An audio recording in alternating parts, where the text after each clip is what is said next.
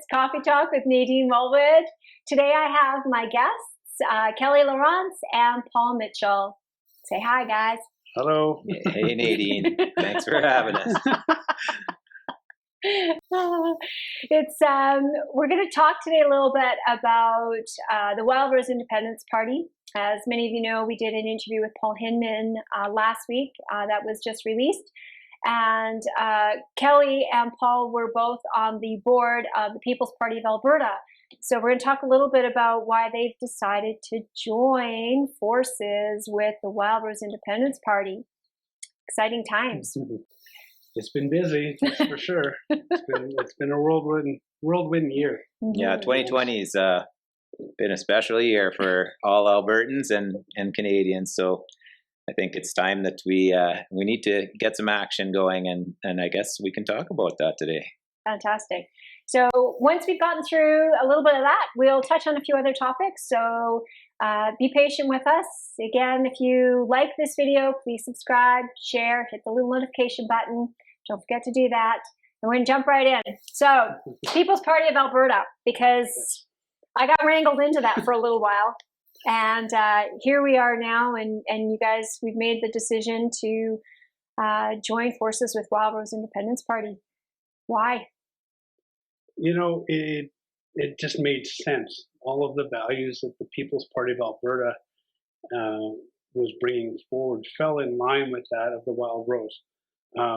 And quite often you hear, oh, you don't want to split the vote. You don't want to give anybody that extra advantage. And because of that, if we really truly meant to put Albertans and Alberta first, we couldn't let egos get in the way and continue with the People's Party of Alberta. So a decision was made by the board to start talks with the Wildrose, and thankfully we were able to join up with them and really put Alberta and Albertans first. So, Paul, I mean, we all ran for the People's Party of Canada, right? We all share that freedom, fairness, respect, that principled approach to governance. You were also an old reform guy. Yeah, been in this for a while, and for quite a few decades now. There's been that evolutionary change where Alberta has been trying to carve out a more fair position in Canada, but the landscape, the political landscape, has just been yanked out from under our feet recently. Things are now changing so quickly with the federal Liberals this year racking up over $500 billion in debt in just four months. That's 25 years worth of deficits. So after the last election, there were some people that wanted us to have a principled party here in Alberta that was similar to People's Party of Canada, had those same values.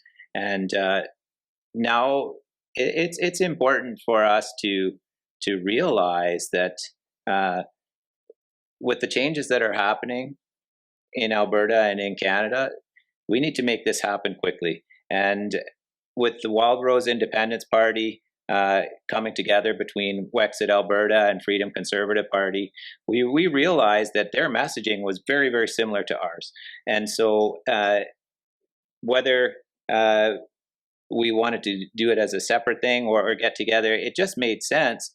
Let's bring it together, because by the time the next Alberta election rolls around, we want to be the alternative government to the Kenney government. We don't want another situation where the NDP comes in and messes things up again. We're going to push things really hard over the next couple of years, and I think that Albertans will see that we're pushing for their values and principles, and it's going to be a good thing. So it really is based around putting Albertans first and Alberta first and parking the egos. You guys don't make very good politicians. Thank you. I'll take that as a compliment. But isn't that the truth, though? Because so many times, even if you think back to, I've been reading up a little bit in Moment of Truth, and it's cultures are people's stories, right? And if you go back to the original time when we had the West and then there was a little part of Manitoba, and you had those two kind of presence, those leaders that came together in 1905, I think, and one really wanted to have power. And so Manitoba ended up, being Manitoba, and everything else got broken up, as opposed to everybody then being that one strong Western front that really was a balance of power to what was presented in the East. So, egos play a lot into politics, especially today. I mean, you got career politicians, right? So, when you can eliminate the ego out of it and really focus on putting Alberta and Albertans first, it really becomes an easy decision. And if the people of Alberta want a government that really represents their values, which is a grassroots sort of movement, then we have to think that way as well. And that's where egos have to be checked at the door, and we actually have to fight for what we believe in. And that was an opportunity for us to say, okay, what do we want? Like I said, the decision was quite simple at that point. Yeah, politicians got us into the mess we're in. So we don't need a bunch of smooth talking politicians to come along and feed us a bill of goods. The people know what needs to happen. They know when things are going desperately wrong. And so someone's got to step up and get this right. And we're going to be working really hard over the next few years to make that happen. So what was some of the successes around the Reform Party? So, I mean, because obviously, the Reform had some success in gaining some real influence and power. And then it joined up forces, and all of a sudden it just seems to dissipate. We lose the Alberta voice, and it becomes more of a blurred vision. So how are we what are some of the things that we need to focus on this time around that, are different, but some of the things also that we need to avoid? Well, with the Reform, we had a saying of the West wants in, but it turns out that now the West actually wants out. It turns out that we wanted into something that is a bit of a catastrophic failure at the moment. And when you have the Greater Toronto Area with considerably more members of Parliament than all of Alberta, there's not really any easy way for us to win that game when it comes to playing by the existing rules of Ottawa. We need to try and reel away some of that power from Ottawa, bring it back to Alberta. And so that's one of the great things about Wildrose Independence Party is we are going to be boldly taking some of the steps that we've seen successfully accomplished in Quebec. We want to start collecting our own taxes to control the money. We want to have our own police force. We want to have some control over things like immigration policy, environmental policy. If we can start putting all of these together and bringing them back here to Alberta, then it will be up to Albertans to decide, okay, is this good enough? And if it isn't, well, we're going to give them a referendum on independence. But when we're just playing by Ottawa's rigged game, that's not going to get us anywhere. Mm-hmm. And I think that's one of my frustrations that I have seen is we keep playing Ottawa's game. So, I mean, like anything, the chips are stacked against us from the get-go, and yet we keep going along with it thinking that something's going to change. So the status quo, something has to change, whether it's separation, more autonomy, or independence, or, as a moment of truth, the book there, Flanagan and, Mintz, they're talking about, they're calling it reconfederation. And each has their pros and cons. So tell me, the Wildrose, I mean, it's not a separatist party. It is about gaining greater independence and then allowing Albertans to decide and chart the course for Alberta. But we talked about this before. What that is establishing the autonomy for Alberta, using the rules of the Constitution to give Alberta the control that we are looking for in order to gain that independence away from Ottawa and control our own destiny. And once that we've established the control over those various areas, then we give the question back to the people and let the people of Alberta decide. And that's the real essence of what we're trying to do. And that's, in my mind, that's what the Wildrose is all about. We've gone so many years now without career politicians taking advantage of the Constitution like Quebec has in order to put Alberta best foot forward. Now it's time. People are calling for it. It's time for us to take advantage of that and move that forward. Yeah, if you look at Jason Kenney, when he declares himself a forever Federalist, he's already given away the game before it even started. There has to be an authentic and honest referendum handed to the people, and they'll choose, not the politicians. So we're happy to sort of lead in that direction. We'll do all the steps necessary to build up that autonomy, and then once we've done that, it's going to be on the table for Albertans to make their final decision. Is it good enough to stay in Canada? If so, we'll accept that. But if they want to leave, we're going to give them that option. So we're not going to decide for Albertans. They're going to be the ones that are the arbiter. Mm-hmm. So either way, I mean, this is a process, right? There's steps and tools, and it's a journey. It's not necessarily, we're not going to make up the minds to what the final destination actually looks like. Well, again, we've talked about this before. The Clarity Act plays a very big role in how that is determined. We don't know what the winning number is because that's determined after the fact. But taking the step-by-step process, obtaining control of the areas that we can under the Constitution, gives Alberta that foothold that we're looking for should we decide that we want to leave. It puts us in a better position. There's a lot of talk out there about Alberta joining the United States. Well, they have the Enabling Act in the United States, which further restricts our ability to be able to do that. So we have to have a common sense approach on how we put Alberta's best foot forward. And that is, again, establishing that autonomy through the Constitution and growing that way. One of my big, I guess, aha moments in last year's election was when the numbers came in. I mean, I think we were all a little shocked. Yeah, no doubt about that. I remember being over in the Glen Eagles golf course, and Barry actually was with me. And I think he took me by the arm and led me out. And I was just like, how did this, what just happened? So people are, I think, lack a little bit of courage to do something different.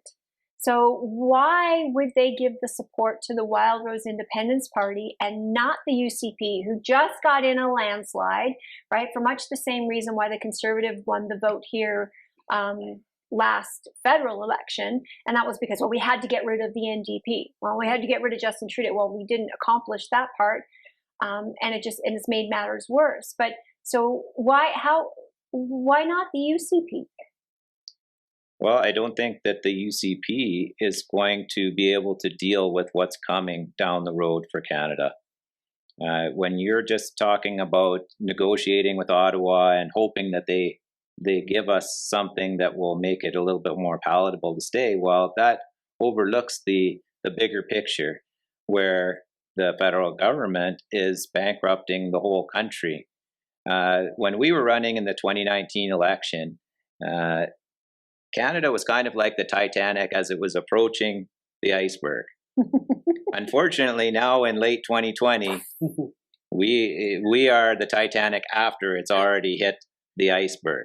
And so although the band is still playing and they're shuffling the deck chairs on the top, the water is coming in, and at a certain point, some inevitable disaster is coming. So are Albertans going to go down with the Titanic, or do they want to get into a lifeboat? Do they want to have Alberta saved by taking this different path? And I think that's why it's very, very timely that Wildrose Independence Party has arrived, and we are going to really create that lifeboat for Albertans. So if the Titanic does start to sink, we're going to have an option. Now, I don't know how quickly things are going to develop, but what we've seen this year is that things are happening very, very quickly. The Trudeau Liberals have gone completely off the deep end. And even if the Conservatives win the next election, they're not going to be able to balance budgets at this point. They're going to still have massive blowout deficits like crazy. Nothing substantive is going to change. So here in Alberta, let's make a decision that it's a wise option to have that lifeboat ready for when it's needed. So one of the interesting things you were talking before we came on to to do the video here was we were talking about leadership and how, for example, Aaron O'Toole with the Conservative Party of Canada got elected. So Paul, take us through that a little bit, because I think this is really important, because a lot of people, no matter what happens, I think we're still a part of Confederation for some time, right? I mean, we're definitely, we're gonna have to deal with that in some way. So better for Alberta to have its own voice federally and in Ottawa than to have no voice. And I think right now what we're seeing, and we all agreed on this, a year ago, I think it's just taking some people some time to catch up to where we were then, that Ottawa does not have a voice, or Alberta does not have a voice in Ottawa at all under the Conservative Party of Canada. So you had mentioned some numbers around the leadership and how the leader was selected, and it wasn't, every member got a vote. It was done by representation, and, there was some manipulation going on there that really slanted the selection of the leader towards Quebec and Ontario. Well, that's right, Nadine. The way that it worked when they're selecting their new leader, it's not based on where the members of the Conservative Party are. Of course, a lot of people in Alberta for a long time have voted Conservative, and they like to think that the Conservative Party would be their voice in Ottawa. But we saw very clearly by the way that they chose to organize their leadership contest that it was based on where the seats are, not where the members are. So it wasn't one member, one vote. It was Quebec had more say over who was the new leader than Alberta, Saskatchewan, and Manitoba all put together. And Ontario had even more say than Quebec did. So when you combine Ontario and Quebec and what their needs and wishes are compared to what the influence that we have here in Alberta, it's no contest. And that's why you have a new leader of the Conservative Party that is supporting things like the UN Paris Accord that is going to be absolutely devastating to the oil and gas industry in Alberta. And unfortunately, all of the Conservative members of Parliament, they're going to have to support that UN Paris Accord too. So that's the way that the system works. It's designed to achieve power through monopolizing votes in Ontario and Quebec, and there's nothing that we can do about it here. And so there is my concern is that we have people who have grown up here, Conservative Party of Canada, and they can't seem to make the leap to get past that. And I want to talk a little bit about the federal stuff for a little bit, because I think it's going to tie in with some of the provincial stuff that's going on as well. And if you take a look at the Conservative Party of Canada, they're determined to hold power. They want to be government. And we saw in the last election, it does not matter what Albertans do. Our votes do not matter as far as determining government. That's determined in Quebec and Ontario. And the Conservative Party of Canada is going to do everything they possibly can to appease Quebec and Ontario in order to be government. So where does that leave Alberta? In Never Never Land? Because we have zero representation, because our 34 MPs don't get to march in under the Alberta banner. They have to march in under the Conservative Party of Canada banner. And we have a whip who says this is the party stance and you are not going to go against that, whether it's for Alberta or against Alberta. Well, that's the way Ottawa likes it. They want Alberta to be a province in the Roman sense of the word, where we pay our tribute to Ottawa and Ottawa does what it wants. But that's why it's so important that Alberta has a voice both provincially and federally. When we ran in the federal election, you know as well as I do that we weren't fighting to try to take control or get power for the People's Party. We wanted, very simply, we wanted to have the balance of power. We wanted to be able to have that leverage to be able to influence decisions that would support Alberta's interests. And a really great example of that right now is what the NDP are doing with regards to the WE scandal and the anti-corruption committees. It's all comes down to the NDP. Well, that's what we were looking to achieve. And had we done that here in Alberta, just simply had enough to be able to influence direction, I think we would be much further ahead. But right now, Alberta is just getting the scraps from the table, and if we're lucky. Well, we don't even get anybody that gets to say what Alberta needs or what Alberta wants or what's important to Alberta. There's nobody that can send the message because, you know, we're cut off at the knees through a whip at the Conservative Party of Canada level. You know, I look at, you know, if we had those 34 Albertan MPs that marched in under a banner that they put Alberta first, you know, if the Conservative Party of Canada wants to win government, then great, win government. Go pander to Quebec, go pander to Ontario, win all the seats you want. But if Alberta had, whether it was under the PPC banner, which I think made perfect sense in the last election, I think it would make perfect sense now, but under whatever banner, it was its own political force, like the Bloc Quebecois, right? So if we had the Bloc Alberta, you know, and that marched into Ottawa, if then we have a voice and we have true power, because if the Conservative Party of Canada at that point, maybe it's a minority, maybe it's a majority, don't know, maybe it's neither. Now, when they govern, if they ever do get back in power, Alberta still has its own representation. Alberta still has its own voice. And we still get to fight for Alberta issues. So if they want to appease Quebec and Ontario and ignore us, well, it becomes quite obvious. But if they want, now they have to earn our vote. See, I think that's the problem, is like they haven't had to earn our vote. And the reason I bring up the federal provincial is because Jason Kenney has been so outspoken. And you look at the UCP this past weekend, they had their AGM. Who all was there? Conservative leader, conservative this, conservative that. Everything was about the Conservative Party of Canada. I mean, he's shown his colors and where he aligns. And I don't think that serves Alberta at all. Well, in the last election, the UCP, of course, were hand in glove with the Conservative Party, even though the People's Party of Canada was the only party that was standing up for some of the true Alberta issues. For example, making sure that equalization was fair for Alberta, making sure that pipelines get built. And if they were blocked by someone, we would override that blocking with using the Constitution to get that national infrastructure built.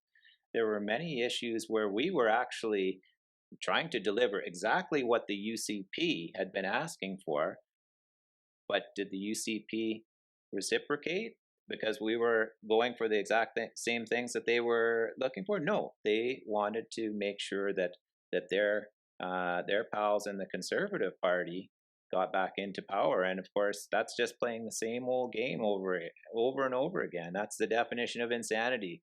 Doing the same thing over and over and over again, expecting a different result. Well, if you want a different result, you have to try something new.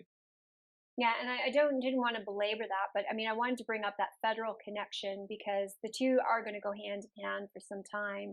And, you know, Jason Kenney does have such a bias to the Conservative Party. And I mean, we've seen where that's led. So yesterday, anti-corruption special committee. What are your thoughts? Yeah, who knew that looking into corruption was a partisan issue. apparently, You're the policy guy. I mean, come on. I didn't realize that that was an issue, that there were certain parties that would want to give that away. That they want to be the parties of corruption. That's what it seems like from that vote. Yeah. You know what I found really interesting is Jody Wilson-Raybould, Mm-hmm. right? Left the Liberal Party because it was unethical and corrupt, and she voted down that motion. I thought, I mean, there's with so few independents, but I thought that one in particular, I kind of sat there and went, you got to be kidding me. Like, you know, the level of corruption and how deep it runs, and yet she voted it down. But this is where we were saying ego is playing a huge part in this. Ego and of course the corruption goes even deeper than what we probably suspect. And when personal integrity is gone, and for Canadians to believe that we're going to be able to change anything, that just goes to show you that the smallest party right now, well, not the smallest, but the NDP has the balance of power in order to influence what direction we go. It should be clear to every Canadian at this point that the structure in Ottawa is rotten to the core, and you can't just apply a new paint job to something that's rotten and expect it to be fine. Yeah, put some lipstick on a pig. On a pig. Yeah, it doesn't work. You got to tear it down and rebuild it in a way that actually has some integrity to it. And so whether it's Liberal red or Conservative blue or NDP orange, it's all part of a game that is not working for the average Canadian anymore, and it's certainly not working for Albertans. So yesterday, we come, well, somewhat close to having a snap election. We had found ourselves in a snap election. What were we going to do? It's a really good question. Just looking at my own position, and now that I'm on the board of the Wildrose Independence Party, and since the People's Party of Canada gives me a wide latitude to do what's in the interests of the people in my riding, I would have run, but I would have run more or less like a Wildrose Independence Party person who happens to be under the PPC banner. Because it's very, very important for me. If I were to get elected, that's going to give Alberta someone to talk to. If all of a sudden we hit these troubled times, if all of a sudden Alberta is going to be holding a referendum on independence, or whether they're trying to claw back some of the taxation powers, or perhaps claw back immigration powers, and have it so that they're running in an autonomous way, they're going to need somebody to be their voice in Ottawa. And that's the way I would have viewed my position.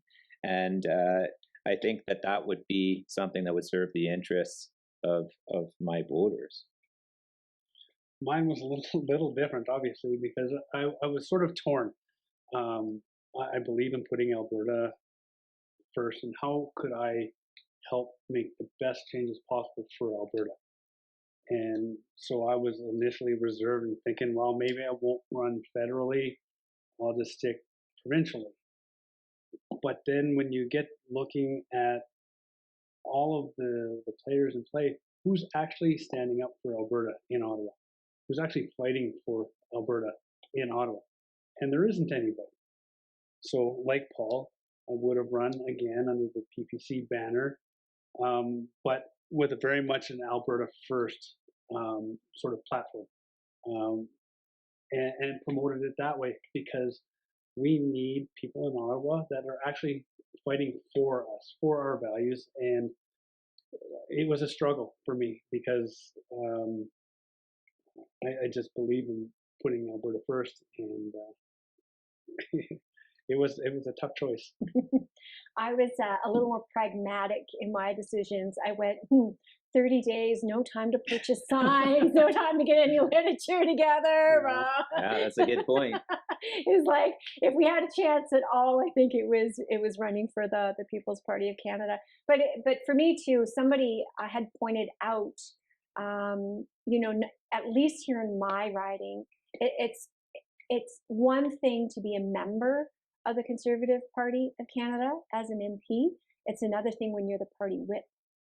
Like, the MP for this riding now is the party whip. So Alberta, he does not represent the constituents here at all. His primary job is now to whip other members into the party line. And so I just went, wow, when you think about it from that standpoint, we definitely need another individual, another person, another party, if this constituency is going to have a voice at all. Well, in my riding, he wouldn't have to worry about my MP. Earl Dreeshen's never done anything that the party didn't approve of first. He's loyal to the party, but he's elected by the people of Red Deer Mountain View. And there's a conflict between those two things. And if you always 100% of the time go with what the Conservative Party wants, then by definition, you can't really represent the needs and the interests of the people that put you in Ottawa in the first place. Yeah. So I guess we were all running again. It would have been new pair of boots. Yeah.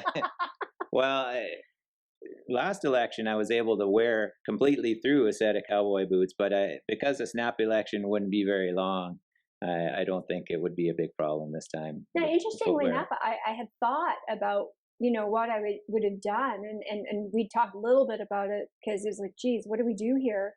Because we are so active now in trying to help the province along, and it is. Even last year we ran on really an Alberta first platform. It happened to be very fortunate that, Max, there is no party whip. We are allowed to represent. We are allowed to have our own opinions on matters and put forward bills and legislation that, and the policies of the PPC just so well aligned. I think it was just very, I kind of looked at that and went, nothing's changed. So I think the decision to run for the People's Party of Canada would have been an easy one and very well aligned. What Max allowed us to do was free voting, so that we could represent the people of our constituencies and how they wanted to vote, or how they wanted us to vote. So if it wasn't truly an Alberta first bill or a vote, then we could vote it down. But so we could use that Alberta first sort of policy to vote for what would be in the best interests of Alberta without restrictions from the party. There is no other party right now that will allow that. Yeah, and I think one of the beautiful things about the People's Party with Max, when we talked even last year, was there's room for NDP, there's room for Liberals, there's room for the Green Party. It really, especially if we do that whole Alberta first, we're putting Albertans first. We're going to do what's right for our province, and we're going to do what's right for the people who live here, people who earn their living, their livelihood, the culture, the values, because we are a distinct culture. We are not brought up in the same way. And I'm an Eastern girl. I mean, I grew up about as far away from here as you can possibly get and still stay in Canada. In the Atlantic provinces. So it very different. But that's when we were talking about the People's Party of Alberta earlier. That was one of the first things that we did as a group when we came together, was we recognized the fact that no one party has a perfect solution for everything. So us as a group, before we had you two join us, was look at all of the parties and say, okay, what's the in our opinion, what is the best three things that we can utilize and make our own, and what are the three worst things, and develop a platform based off of that, which is really, in my mind, was really refreshing, because again, you can't. There is no party that is perfect. But if you're interested in working with the NDP or the Green Party, then you can, right? And you're right, Max. It doesn't matter what your values are. Come as long as you meet the core values, you're going to be welcome. Mm-hmm. I think something else that we could take a look at, if there is some sort of a snap election and we were running under the People's Party banner, there's some added value in that we can give Albertans a preview of what's to come at a provincial level. Because 2.5 years from now, of course, Albertans will be deciding whether they're going to keep the Kenny UCP government or not. So if there's a federal election between now and then, we can raise all of the issues that are going to be really relevant in that subsequent election and start to give people a feel for what Wildrose Independence Party is going to be about, and start to get all of that into the mix so that the voters aren't caught by surprise next election. We can start building that awareness now of what's coming for the province and how this is going to be a better option, and will give them something that Jason Kenney never will. So of course, maybe there isn't going to be a snap election now, but there probably will be one somewhere down the road. Spring, fall. Yeah, it could happen at any time. So even if even if we don't win, even if the Conservatives sweep Alberta again, we can start to get some of those issues out there and start the discussion that will be very fruitful, hopefully, when the next Alberta provincial election happens. One of the interesting things in the book, The Moment of Truth, was, they talk about MPs, the things that they should be doing today. And that's, legislation, bills, putting together motions and bringing them forward. But again, they're silenced. They can't do that under the Conservative Party of Canada because it's not, the party is interested in government, and it's going to pander to Quebec and Ontario, and it needs to if it wants to be government. And so by silencing those MPs, they're not bringing any of that forward. I mean, there was a great letter that Action Alberta, the Buffalo Project, had put out. They're very disappointed with the members of Parliament in Alberta, and because they're not bringing forward any of Alberta's issues. And I'm going, but that shouldn't surprise you any. Was kind of my thought when I read it. Is like, you guys know this better than anybody. This shouldn't surprise you any, because they can't. They're handcuffed. How many of those Alberta MPs actually endorsed that? What was it? The Buffalo letter? Buffalo Declaration. You're thinking the Buffalo Declaration. Four. Yeah, there was 4 that.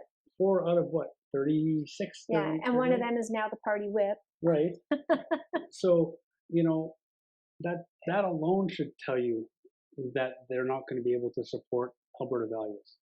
When only 4 out of 34, 36 MPs support this declaration, it literally should have been every Albertan MP.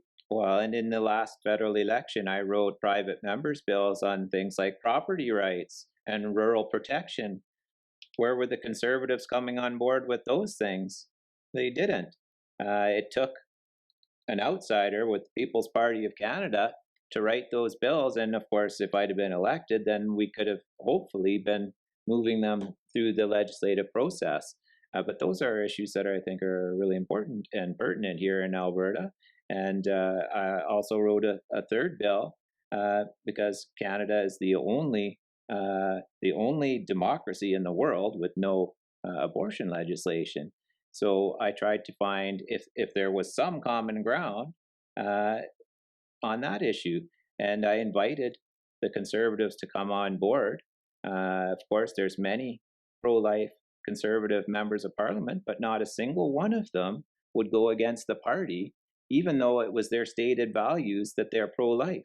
So it goes to show that if even on an issue that is a core issue, like if someone is pro-life, if they will not even support a bill that would end late-term abortion for healthy babies that could live outside the mother, because the party says that they're not allowed to.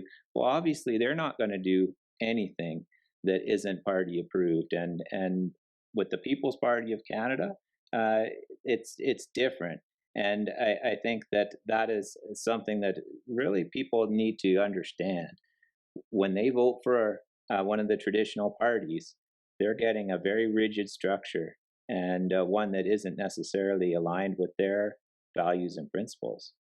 So how do we change that? What's our plan going forward? What are we doing here? Like the three of us have, we work together in our campaigns. We work together afterwards. We, keep communicating. We keep moving forward. We all agree it's Alberta first. We've signed on to help the Wildrose Independence Party get some traction. Keep the processes in the organization and get some footing there. I think we all agree that Kenny is not going to do. But what if Kenny did do? What if Kenny did step up to the plate and start doing the things that... I hope he does. Yeah, I hope he does too. I mean, quite honestly, follow what we're saying, follow what we're doing as the Wildrose Independence Party. I will put money on it that we will have started the process at first, talking about it. This is what we need for Alberta. Example, Alberta Police Force. We've been talking about it for quite a while, creating that independence.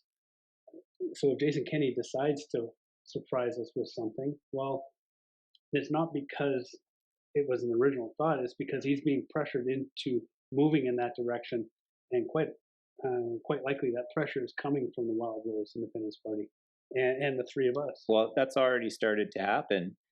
Just last week, Wildrose Independence Party leader Paul Hinman was tweeting and commenting about these federal quarantine and isolation sites that Justin Trudeau wanted to set up here on Alberta soil, and saying how this is completely unacceptable. Not only is it something that no Albertan wants, but it's a complete, healthcare is 100% provincial jurisdiction. Intrusion on provincial jurisdiction, totally. So we were talking about that last week. Well, just yesterday, guess what? The government of Alberta started asking those same questions. So I think that they saw that this was resonating with Albertans, and they didn't want it to be our issue. So, maybe they want to steal it. That's fine. Mm-hmm. That happened a lot back in the Reform Party days.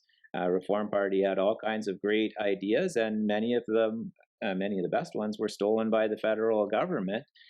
So even though Reform Party never formed the government, they had a huge influence on what happened. And so I hope that starts happening. I don't want to wait another 2.5 years where absolutely nothing happens here in Alberta and then do well in an election. If we can start having an influence right away on the things that matter most to the people here, I'm all for that. So Jason Kenney should, tune in to all of our tweets and our Facebook posts and start copying us. Yeah, that was kind of my thoughts. Was and we've had the conversation in the past where I've said Jason Kenney needs an adversary, right? Sometimes we're not keen because we're too comfortable, but when you got somebody who potentially can come in and replace you, right? And I'm sure he's thinking that the Wildrose doesn't have that ability right now, but I'm going, 2.5 years, a lot can change, and great if we can do that, if it's needed. And that's, I think my point for me is if it's needed. And if it's not, the threat is there. So take the ideas, run with them. Like, again, we've kind of said, we just want what's right for Alberta. And we want to see it happen, like preferably yesterday, not 2.5 years from now. It doesn't matter whether it's us who do it or if it's Jason Kenney who does it. Exactly. We don't care. As long as it's being done for the people of Alberta, we don't care. Yeah. Just get the job done. People are tired of waiting. All you hear is virtue signaling, talk, word salad, blowing smoke up people's wazoos, whatever you want to call it. But that's. Do you even know what a wazoo is? I do, but people are tired. Sorry, the only way I know how to put this. People are tired of the bullshit. It's time to start acting for Albertans. It's time to start putting them first. They're tired. I mean, the Fair Deal panel itself gave him a footprint or a blueprint of what Albertans are looking for. And he's still not moving on that. He's forming more committees, and he's forming a committee for this and a committee for that. And spending millions of dollars on studies. Exactly. You don't need to study it. Just do it. And that's the problem. The three of us are working almost every day. Well, every day for nothing. We're none of us are collecting a paycheck because we think this is important. So the government, they're being paid their big salaries. They can get off their butt and start doing their job.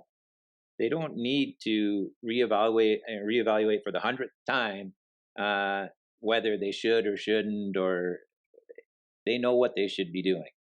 So let's see some action, and let's see it now, and not just a little bit to whet everyone's appetite. Let's try and accomplish some of these goals and get it done. So do you see this as just another sort of stall, buy himself some time? Look, I'm doing lots, but not really doing anything. It absolutely is. That's all he's done since the time he's been elected in. One of the first things that Jason said to the people when they merged with the Wildrose is, "I'm going to keep the grassroots guarantee." Big publicity stunt, signing it in front of everybody, in front of the media, and the first thing he does is scrap that.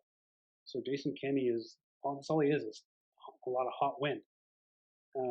People are tired of that. They need to see some definitive action and moving forward. That it can be as simple as the police force. Or how about bringing in some recall? Aren't they supposed to be for that? Well, let's bring it. There's not if it applies to them. But that's the problem, right? Yeah. That's the problem. That's what they're worried about, because they know it's going to apply to a good number of their caucus right now, and that's a threat for them. And when you were going up against somebody, again, the Wildrose Independence Party, who, if there is recall, all of a sudden now you're having another by-election. Well, hold on a second. Now the Wildrose is involved, and now you're in trouble. Well, one of the things, and I think I said this when I had a conversation with Paul Hinman as well, was, could you imagine the amount of support that Jason Kenney, if he actually just stood up right now, and I mean, I'm sure he's going to use his argument, well, the only money that's coming into Alberta right now is coming in from Ottawa, right? So I'm guessing that's where his logic is, and it's not necessarily a bad position to be a little bit more pragmatic and understand, well, this is the only source of income that we're getting, even though we gave it to Ottawa to begin with. But if he really did something bold, I'd love to see him do something bold. It's just simply, Mr. Trudeau, and delivered his little speech. Mr. Trudeau, we're done. That's it. We're done. We're not giving you another penny. We're not going to follow the CER, and your rules and we're not going to play by Ottawa's rules anymore. Alberta's making its own rules. And if you don't like it, come get us. Come get me. Bold is scary. Oh, it is scary. Bold is scary. But could you imagine the Alberta people, how they would rally around that now? Absolutely. Our goal as unelected opposition is to get him to do exactly that, or we'll replace him if he won't. He's a smooth-talking politician. There's no doubt that Jason Kenney has a pretty good way with words when he wants to, but it's got to be more than words. It has to be meaningful, and it has to deliver a result. And he's had enough time to mull these things over. So absolutely, let's have it happen tomorrow. Get up in front of the cameras and just spit it out. I'd be out with my flag. But he would see the people of Alberta rally behind him. And that's why the people of Alberta are so mad right now. It's not happening. And this is the thing for me. I had somebody I spoke with last week, and they said, there are some of these things happening in the background. And I'm like, well, why is he not out there telling people what's happening, what he's actually doing, what his true motives are? And I don't understand that, because he is losing, in my opinion, a tremendous amount of support with every day that goes by, because he's not taking action. And like you said, people are already so tired of talk. Yeah, I have no respect for these backroom deals. Yeah. Let's just be upfront with the people what you're going to do and do it. Keep your word. Last year, I was door knocking for 5 months straight, and so I heard a lot about Jason Kenney from people. Even though it was a federal election, they like to talk about him, and many people were really holding their nose with respect to Jason. They were not pleased with what they're seeing, and now look what's happened. The NDP are looking palatable to some people again, just because they want to get rid of Jason Kenney, who's not keeping his word. So let's end the backroom deals. Let's be straight shooters. This is Alberta. Say what we mean, and then do it. Yeah. The people of Alberta, you're not always going to like what you're going to hear, but sometimes you need to hear it. Okay, so you don't have to like it, but you need to hear it, and it's that truth that scares him, and rip the Band-Aid off, whatever you want to call it, but you don't have to like the truth, but you're going to get the truth, or you're going to get the honesty, and it's the honesty and the truth that scares him, because then it comes accountability, and if you're scared to be accountable, well then what's the point? I might as well just do it my way, right? It's every politician's worst nightmare. Exactly. Accountability. That was the Anti-Corruption Special Committee. Yes. I'm going, that was, a perfect example where every MP from, didn't matter which side, NDP, Green, Independent, Liberal, it didn't matter. I'm going, they should have stood up for that and said, yes, accountability, transparency, responsible and to answer to the people. And they didn't. They said it's okay to have corruption in Canada. It's okay to have scandals, and we're not going to investigate them. I sat back and I went, how could anybody truly vote against this? And yet it did. So I lost a lot. Well, not that I have much faith left, but I lost a lot of faith yesterday. You have been holding back a lot lately. Yes. You think? Yeah. Oh yeah. I'm going, you're trying to be the politically correct, and you've got things on your mind that you're not saying. I can feel them. I know. You and I we've done this a long time together, and just like I said earlier, need to cut the bullshit. People need to be told the straight up truth, the honesty. You're not going to always like it.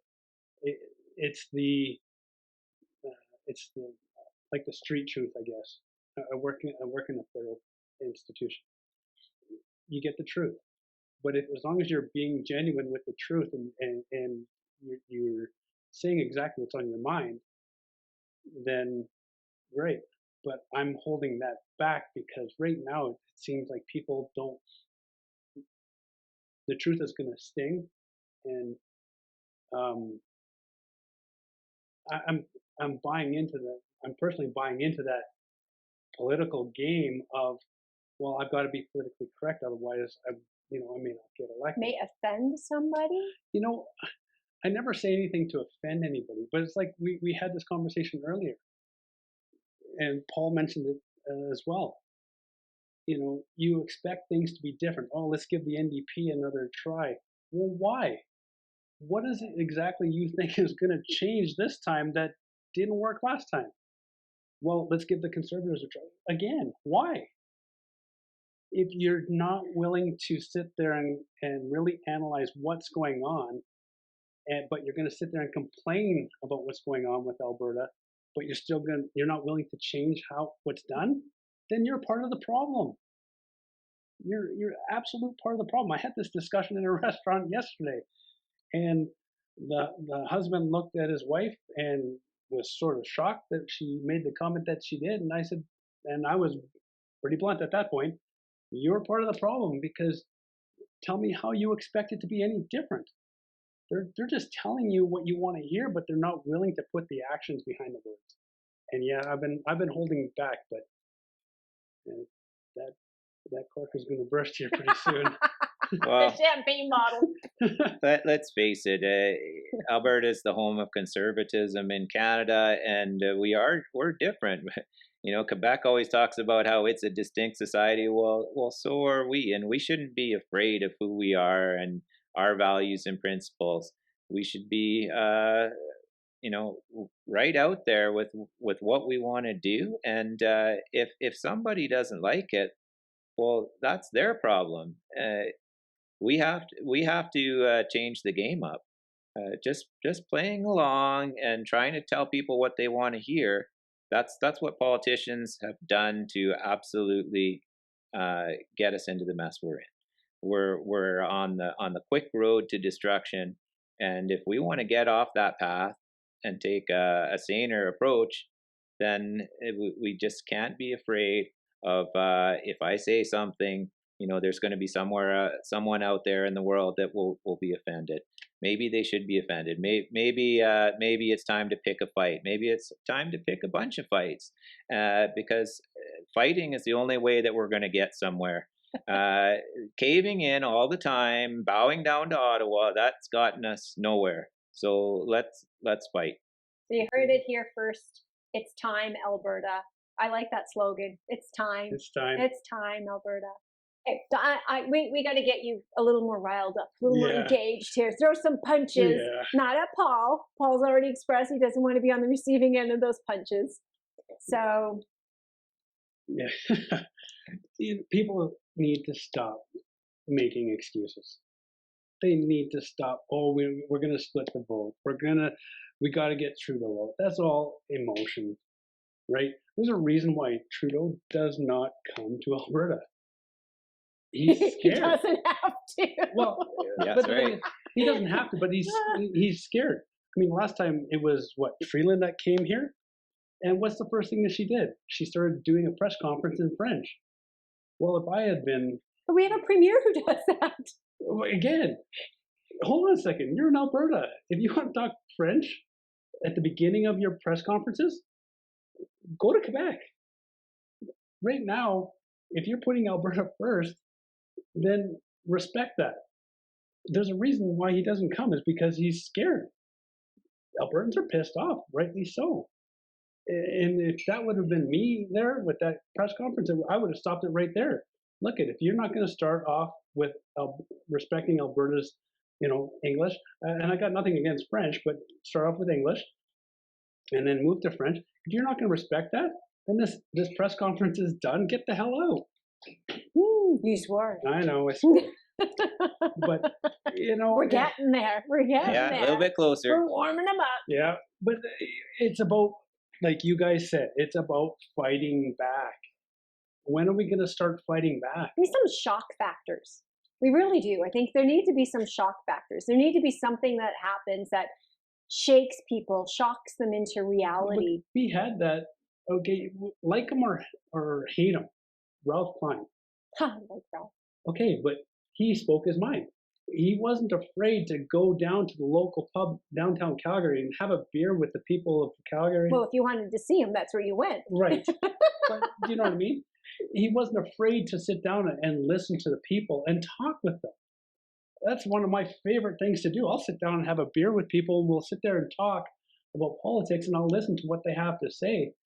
But that's how you learn from the people. Now they're so afraid to offend. They're so afraid to give people the truth that Albertans we've become almost complacent in or accepting of the political atmosphere that we're in right now. Enough. Do you think people are just feeling defeated, like they're giving up hope? They've got nobody fighting for them.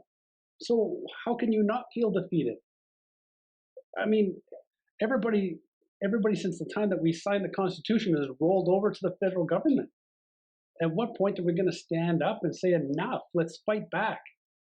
I mean, I have lots of friends who are in rodeo. I know lots of friends who are in the military, lots of friends who are in law enforcement and that. Fight back. Have a voice. It's like a cowboy gets up off the bull riding and gets thrown. Gets up, dusts himself up. What does he do? Gets back on. Yeah, you got to question some of the sanity Well, of yeah. bull riders, but Yeah, but you got to be stubborn, and you can't just accept defeat, and you can't just take what they give you. It's like we rolled over and just accepting it. You know, you're a former paratrooper, you're trained in unarmed combat. I'd rather have somebody like you fighting for me than Jason Kenney with his perfectly chosen words, but there's nothing backing it up. Let's just realize that the game's rigged against us. If we don't fight, we're not gonna win.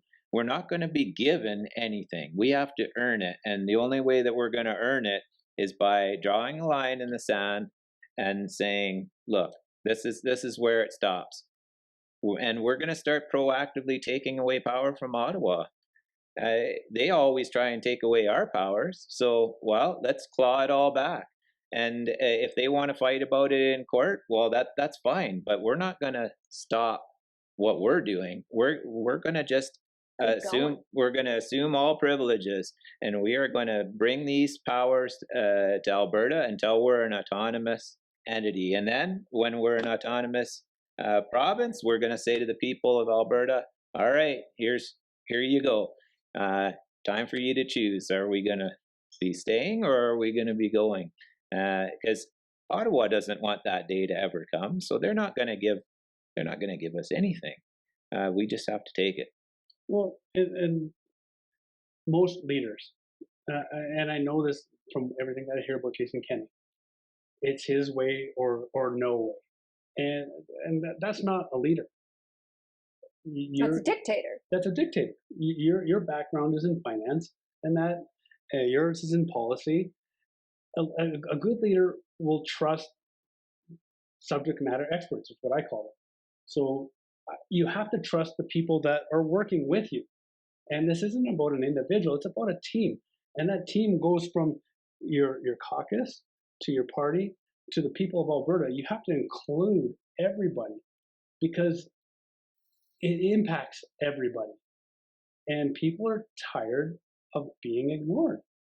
So we've got a series of steps that we said we're going to take with the Wildrose Independence Party, which is not unlike the Fair Deal panel, except we actually want to see them implemented sooner than later. Mm-hmm. One of them is the Canada Pension Plan. And the other one is private health, because I think the UCP voted 56% in favor last week for privatizing more health. And I like reading through some of the comments that people post when these types of things come out. One lady specifically stated that, "I can't believe that we're going to do private health care and this and that and everything else."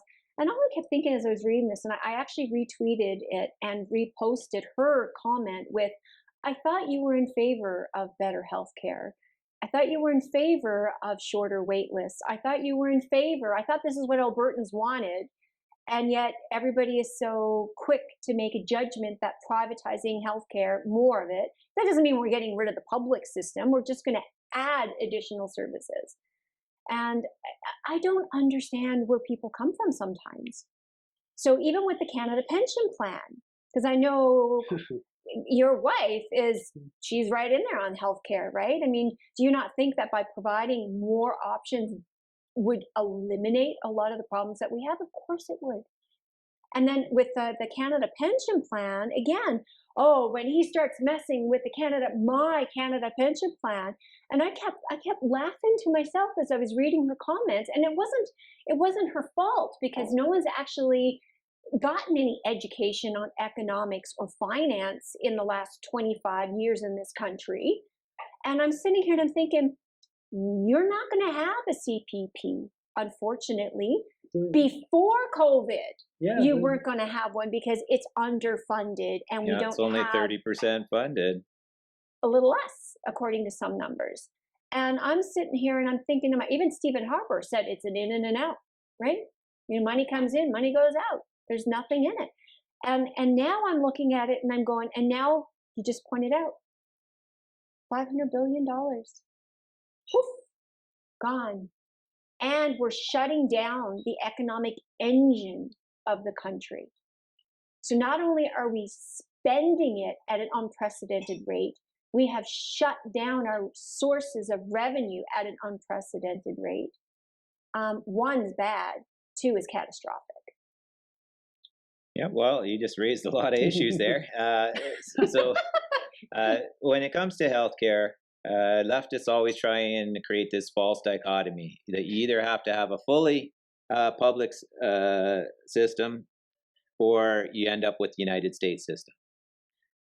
But they don't realize that every European country has a mixed system where there's both public and private, and most of those countries have way shorter wait times, higher levels of service than we do, even though we spend more money on it. So it's not just a question of money, but it's providing the healthcare that Canadians deserve and need. And when it comes to Alberta Pension Plan, well, it's sort of the same thing. We're a young province. We could the youngest, by the way, in Canada. The youngest. We have good income earning potential, so we can not only lower premiums but increase benefits. We can have a much more securely funded pension plan if we bring it back to Alberta Pension Plan rather than CPP. Seniors will get a better product, superior protection that would be more durable. So why on earth would we not do that? It only makes sense if we're going to look after our people when it comes to healthcare and pensions. If we start to make some significant changes, and you shouldn't be afraid of change if it's a positive change. I think a big part of it is misinformation, right? And people just don't know.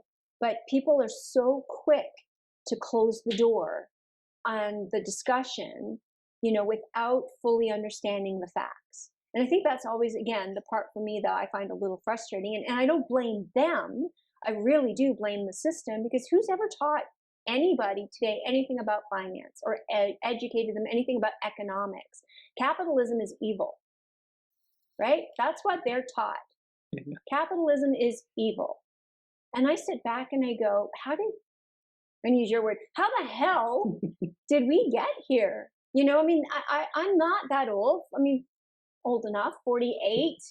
But when I graduated from high school, and I went back even 10 years later, 15 years later, and talked to some of the teachers who taught me, and I considered it a blessing. Started in a school that I started out in kindergarten, and I got to go all the way through to grade 12.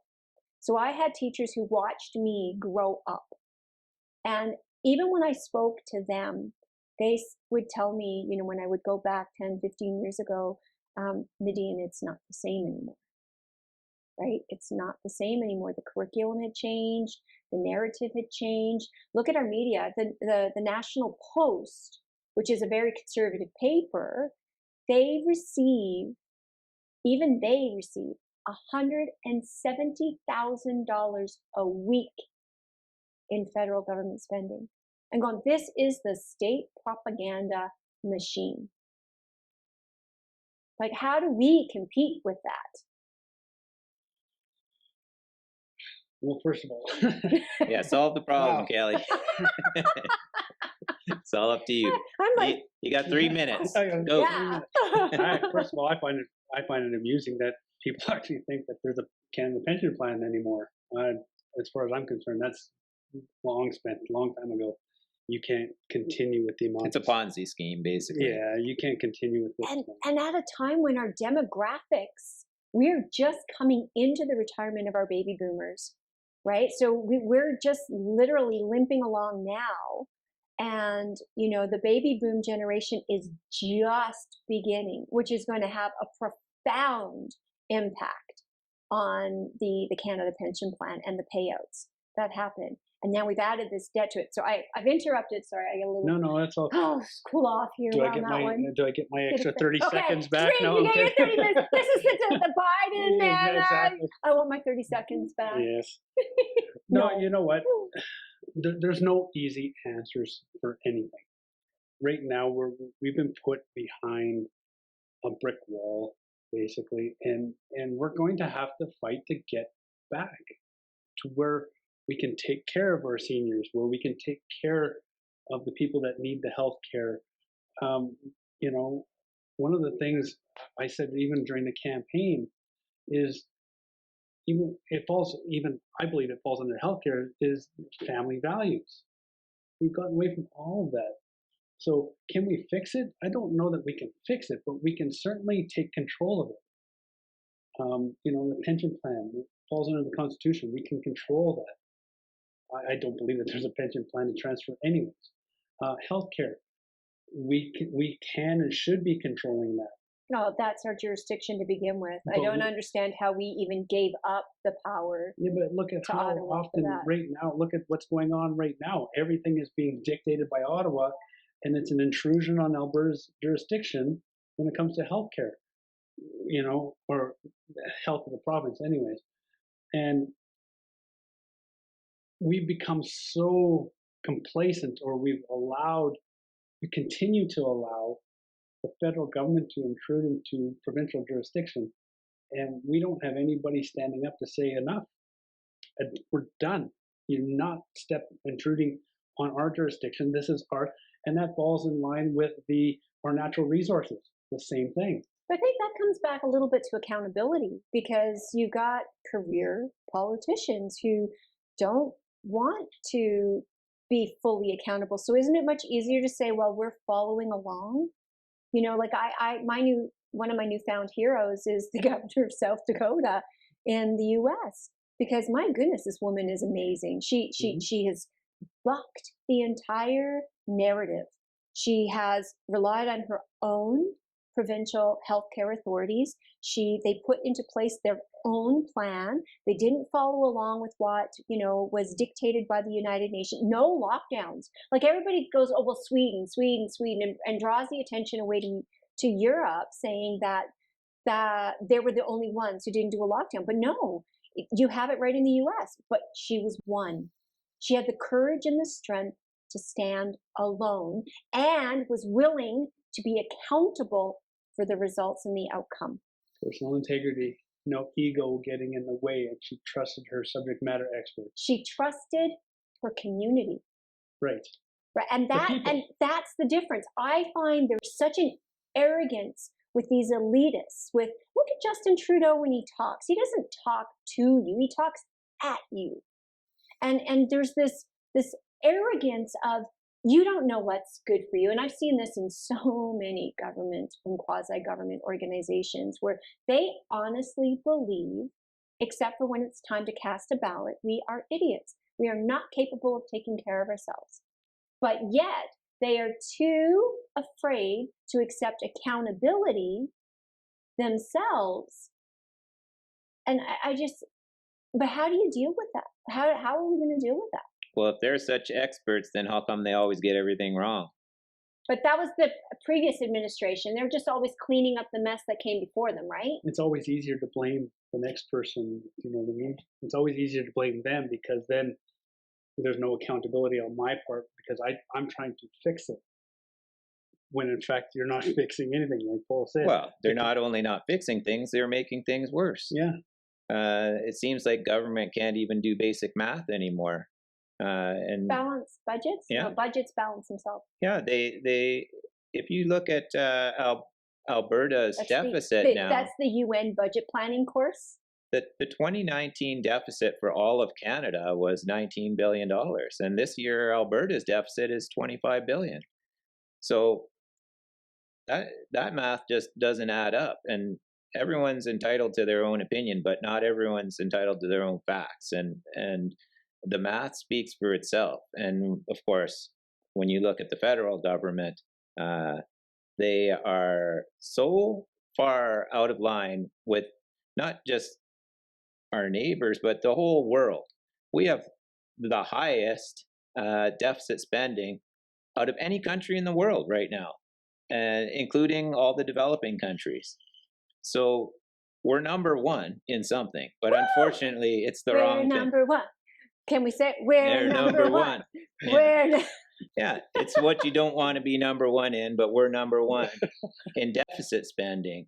And so they can make up whatever stories they want, and they can have their narrative, but the facts don't change. And we have to start calling them on every single one of these issues. And if there's people that are complaining about reasonable changes that we're going to make or encourage the Canadian government to make, Well, these things have to be done. You just can't go to the money tree and keep plucking money off the imaginary money tree forever. But that's therein lies the problem. We have at least 3 generations that have grown up who do not understand basic economics. They do not understand money. And they do. They believe that you just go print more. They honestly believe that. And you can't blame them because no one's really taught them. But that's the belief, is that there is no consequences. You just go print more money. Yeah, well, if you want to become Venezuela, then that's the easiest way to do it. But where in the media do you see anything about what's going in Venezuela? So, I mean, I've said that. I said that months ago. We're on that path. And, you know, I've been reading about, you know, the communist tactics that have been used, you know, and the beautiful language they put around their promises. And it's almost like if somebody comes out and promises me this from the government, I go straight to the opposite. Go to the other end of that extreme, because that's exactly pretty much the motive and where they're going with it. Well, and if you look at the government behavior recently, they're cracking down on some of the basic freedoms that we have taken for granted in this country. Just the other day, Justin Trudeau put some money into, well, I forget what he called it, but it's basically censorship of the internet. I'm sure he had a nicer word for it, but it's clear. You know, he said he has his respect for the basic dictatorship of China, and that's the way that we're going. We are going down a path that is anti-freedom and is, if not communistic, at least full-blown socialism. And there's never been an example where that's turned out well. Every single time it's been tried and retried and varied and then tried again, it ends up in a complete disaster. And here we have one of the richest, nicest countries in the world, great people, and we're going to all of a sudden go down that path that is the path to certain destruction. That's crazy. But we talk about the federal government and everything else like that. What I don't understand is all you hear about is the complaining from the people of Alberta, the complaining, and rightfully so, Saskatchewan and Manitoba. And yet the Constitution is there. We all use Quebec as that example. Well, Quebec is doing so well. Why don't we use their own rules against them, the Constitution, and obtain that control? You and I talked about this before. We need to control the money. If we have one province that starts to control the money, well, guess what? The next one will follow, because they're going to go, hey, it can't be, you know, I got to get myself into that, right? And it will be a domino effect. But right now, we've got one province that hasn't signed the Constitution that's doing very, very well, and everybody's going, I want some of that, but we're not willing to take the steps to do that. Let's use their rules against them. I guarantee you the ones complaining after that will be them. As soon as we start controlling the money, I guarantee you the whining is going to start from Ottawa. Yeah. And people talk about equalization. If we're controlling the money, well, guess what? They don't take it first and then give us whatever is left. We control it. Now our infrastructure needs to be replaced. We need to take care of Albertans. And guess what? No pipelines or what have you. This is all we've got left. We've got curtailment here in Alberta. It's one of the laws in Alberta.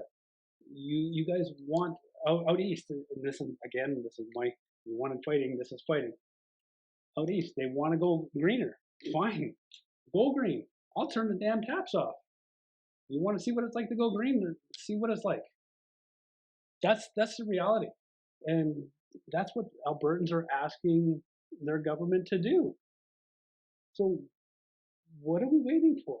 Yeah, if we can't even get some basic cooperation from the other provinces, then there's no point in sugarcoating things.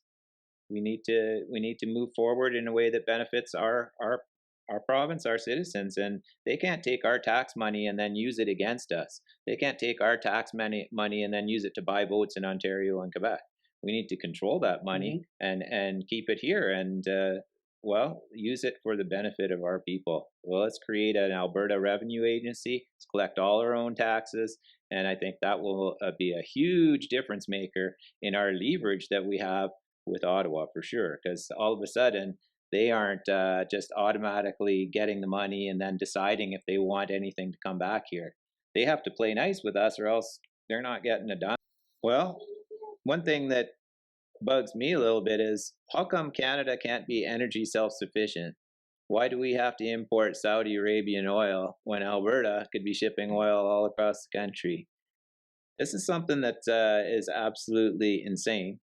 And it just proves the point that the way Canada is being run is directly against our interests. We don't need oil. We're going green, Paul. Yeah, I've heard that. I hear we're putting in a bunch of solar panels in Edmonton. That's a project that was just announced by their city government. I guess it never hails or snows in Edmonton, so that'll probably work out really good. They're putting it in a valley. Yeah. No. They're going to install their solar panels, and then they're going to protect them from the hail with this nice little sheet over top, or they'll put them in a garage. Yeah, it'll work good. Yeah. Sorry if you don't have a sense of humor. We're all gone. So, but I interrupted. No, that's fine. So, energy independence. I'm going. Well, if Canada works, then let's see it there. Because if we can't even do that, well, what exactly are we trying to preserve here? If we're going to be supporting one of the most tyrannical dictatorships in the world, Saudi Arabia, by buying their oil and shipping it to Eastern Canada, rather than supporting the alleged Confederation, well, then that puts the lie to the whole story. So let's see if we can't fix that issue. What's the long-term prognosis for Alberta staying within Confederation? Why should we stay? We're being strip mined for about $20 billion a year that leaves in tax money that doesn't come back in services. We can't get our product to market. We're having the federal government and with these COVID restrictions and the way that they've handled the economy, shutting down all kinds of small and medium-sized businesses. Pretty soon it's just going to be Walmart and Amazon left. So this is a ridiculous trajectory that we're on, and someone's got to say that, and someone's got to really push back and not politely. Oh, Pierre Trudeau, though, made it very clear, West was that way. But that's part of the problem. Exactly what you were just saying. Jason Kenney last weekend said that he supported Justin Trudeau's Paris Accord targets. But the Conservative Party of Canada support the Paris Accord targets. Because they're aspirational. That's a good thing. When you say they're aspirational targets, it's great. Even though it's going to shut down the entire energy sector of Alberta, I guess it's something that maybe Jason Kenney is willing to make that sacrifice. But there is hope, because Jason Kenney did also say that he was talking to the Biden camp down in the U.S., which is going to help the Alberta oil industry a whole lot. There's a reason to be scared. Exactly. Yeah, let's talk to the camp that's going to shut down Keystone XL, and it's going to cause all kinds of troubles for us. Maybe he's trying to hedge his bets a little bit, but he didn't have to say that. And when you start talking about your negotiations with the Biden camp right in front of the U.S. presidential election, that seems to me offside. I don't understand these political leaders and their lack of understanding the necessity. And I mean, this is not a want or an aspiration. This is reality. You need to be pragmatic here. And we need the support of the United States. And I'm going, in a situation like that, you could have chosen to say nothing. Absolutely. Right? Which probably in that case would have been a smart thing to do, is just say nothing. And, but they seem to intentionally come back to this more global, this elitist, UN kind of, whether it's the Liberals or the Conservatives, Jason Kenney is a conservative, agenda, time and time again. And it's, I don't know if those are slips or if they're intentional. Oh, they're 100% intentional. It's very clear that the differences between the Liberal and Conservative Party on some of these issues is actually not that big. So they both agree that the way to transform Canada is through a very, very high migration level. And they might not agree on the absolute numbers, but they both agree that that trend is good. They both agree that this climate change, well, it's almost like a cult or a religion that they've developed, that this is something that has to take precedence over the economic needs of our citizens. Even though if you look at the Paris Accord agreement and what it actually says, it says that the total cost of this is going to be $100 trillion by the year $2100. So that's a pretty big price tag, $100 trillion. Now it's the global price tag, not just for Canada. But considering China doesn't contribute anything to it, India doesn't contribute anything to it, who's bearing that cost? The $100 trillion price tag, when you take out some of the largest economies in the world, well, it's a wealth redistribution scheme where the wealth here is transferred elsewhere, and the numbers are highly dubious as to whether even there will be a result, even if we follow through with the UN Paris Accord. I mean on the temperature side. So CO2 and how that has completely replaced every other environmental concern. Back in the 70s or 80s or 90s, the environment was about pollution. Now everything is about CO2, which is actually something that is highly beneficial to plants and probably has a very, very minimal effect on global temperature change. And the way that narrative has hijacked the entire economy, and that's now a holy grail that you can't even discuss it without being labeled a denier, some sort of an evil villain person if you go against their climate cult. This is something that's very bad for Alberta, and our government should not be in line with that. But that's the problem with society right now. If I see something, you and I have difference of opinions. Oh, God help you if your opinion is different than mine, because you're not allowed to do that anymore. Well, no, if it's two conservatives, it's okay. Because but it is though, because culturally, so it was kind of like the little YouTube video that came out with this poor Democrat woman screaming at the top of her lungs, "I'm terrified!" And I saw that. Yeah, you retweeted that, and I'm sitting there and going, "Why is it you never see Republicans doing that?"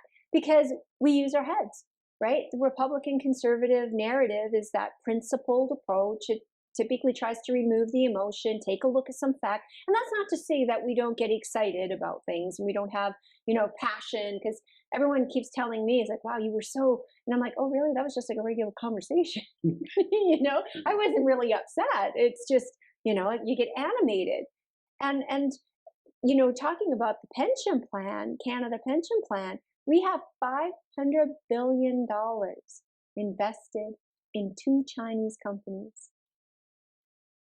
Mm-hmm. Yeah. Think about that for a moment. So think about the political environment right now, the situation economically that we're all in, and Canada Pension Plan has 2 companies, $500 billion.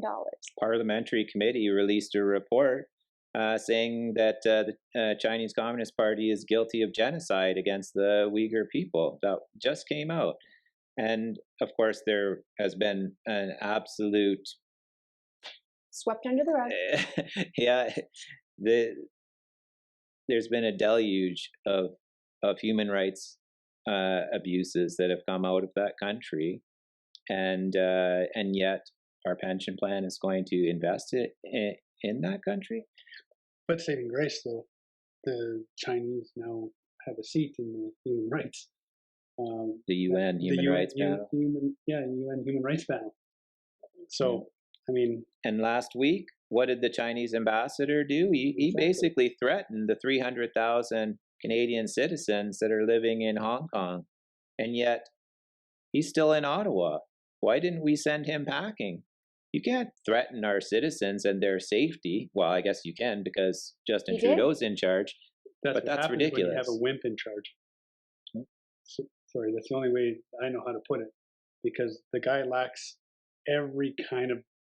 But do you honestly believe that he's in charge? Because no, I don't. Trudeau is not pulling and calling the shots here, in my opinion. No, not in any way, shape, or form. He's not calling anything. He's simply a puppet for somebody. We can all have our guesses on who that might be, but at the end of the day,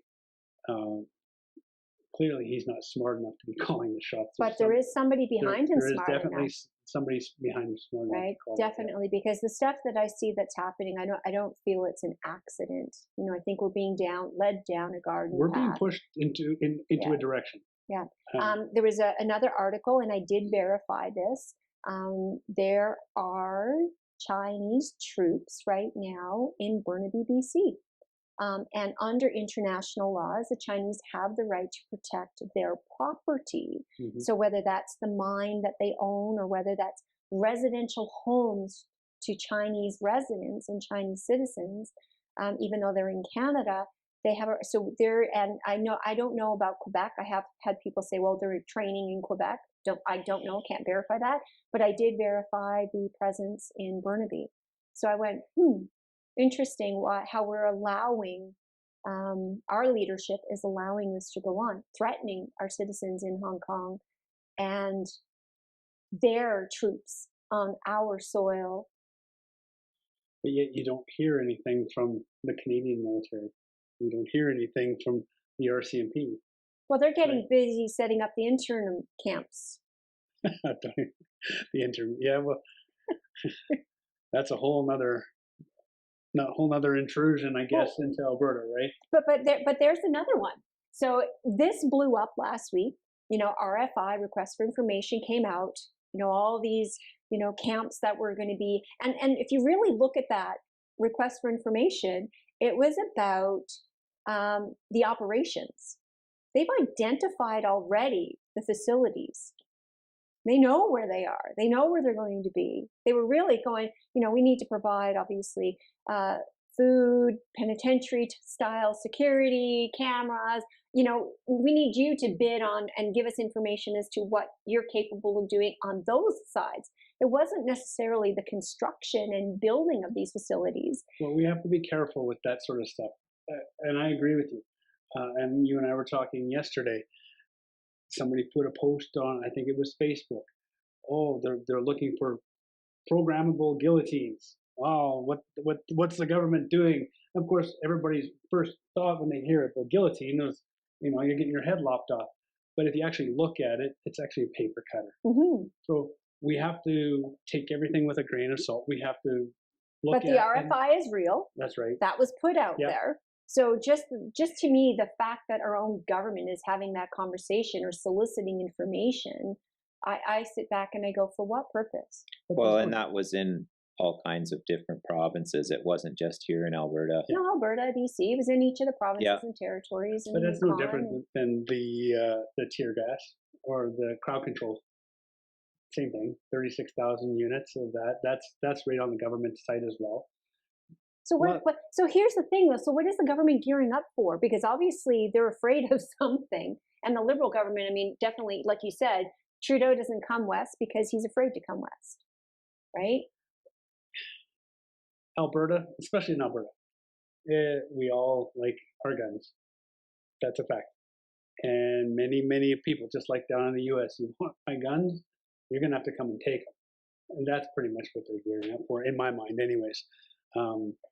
It's a dangerous proposition to think that your government's going to come and try and take your guns away, but that's the direction that we're leaning towards. And again, you have to ask yourself why.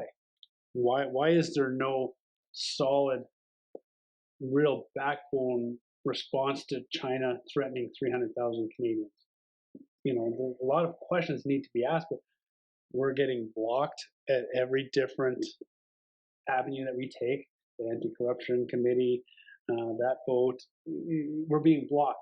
So what's going on? Well, I don't know that you can easily answer what Justin Trudeau or those around him are up to. But what we can do and what we should do is just tell them to get lost. Mm-hmm. I don't care what their plan is. Just forget it. It's not happening. Next. But that's where you need an Alberta, a leader in Alberta that's willing to, like, literally. We're at the point now in Alberta where you need to. We said it earlier. We need to stand up and you need to pick a fight, and or fight for Alberta. And if that means if you come to the province, you can get out.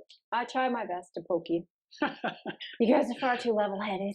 Yeah. All right, so let's wrap this up. Paul, 2 minutes. Camera's yours. What would you like to say to the people of Alberta? Well, more of the same is just not good enough. It's time to realize we're headed towards a real disaster. And when I gave that analogy earlier about how Canada is now the Titanic after it hit the iceberg, I really think that that's the case, unfortunately. So we need to prepare ourselves for what's coming. It is now inevitable, and even though the band in Ottawa is still playing on the top deck, underneath the surface, the water's coming in, and it's coming in fast. And so with the Wildrose Independence Party, we're going to, as quickly as possible, put the toolbox together so that Alberta can have all of the things it needs, whether it's a pension plan, Alberta Revenue Service, police force, environmental protection, all the things we need for autonomy. And then that way, no matter what comes, if we need to jump in the lifeboat, Alberta will be there, and we can move forward on our own. We will give the people a choice. We will bring a referendum, and then it won't be up to the politicians. It'll be up to the people, and we'll make sure the province is ready for that. Fantastic. Kelly, 2 minutes. All yours. Give it all to Paul. No, you know what? Don't be afraid of change. Change is often uncomfortable. Tell them, not me. No, I know. But people, it's often, change is uncomfortable. Don't be afraid to look at what is coming forward. Look at the leadership. You're going to want somebody that when we make this change, you got to know that the party or the leader has your back and is going to fight alongside of you. And that's what I believe us as a group, us as a team, and us as Albertans. I say it on my tweets now, and I say it quite often, standing shoulder to shoulder with fellow Albertans. And that has to be from the top down. You have to be willing to stand shoulder to shoulder and have each other's back.